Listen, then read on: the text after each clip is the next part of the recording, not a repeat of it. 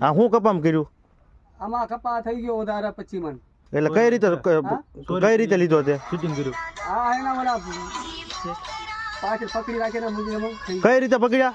હા કઈ રીતે પકડ્યું તું? હા ઓલી બાજુ જોગતો હતો. હા આમ ભાઈ ઝાલી ગયા હતા. જાલીને પકડ્યું ને? હા. કેટલા મણ કપાવ છે આ? 25 મણ સોયરો. કેટલો સોયરો? 25. હા.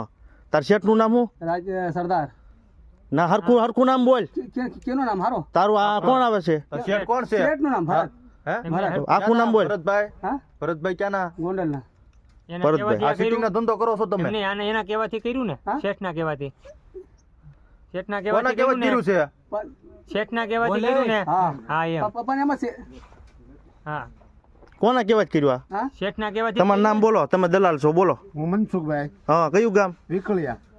ના કેટલો તમે હારો છો ને આમાં? હું દલાલમાં છું. એટલે કપા એને હું આવ્યો તો 30 ધારે તો તોલ નાખી હતી. હા. કેટલો સોયરો એને? મજૂરે સોયરો 20-25 પણ જે હોય તે. હા.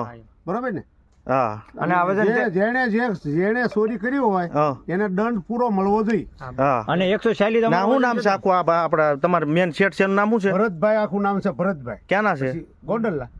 ગોંડલના છે ને? હા. ના કપા સોયરેલો ના પડ્યો હેઠે ની બધોય. હા ઈ પણ એ તો બોલે જ છે ને. હા. અમારો કપા કેટલો થયો તો? અમારો કપા કેટલો થયો? તમારું 140 તોલાઈ ગયું. પાછો તોળાઈ ગયો ને? તમે જે ટોટલ માર્યો તો એ તોળાઈ ગયો ને? અને આ વધારાનો બધો કપા છે ને? હા છે.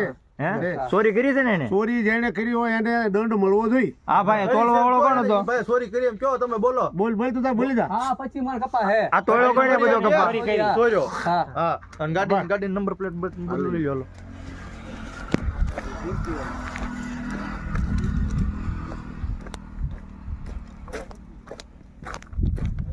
હા ગાડી નંબર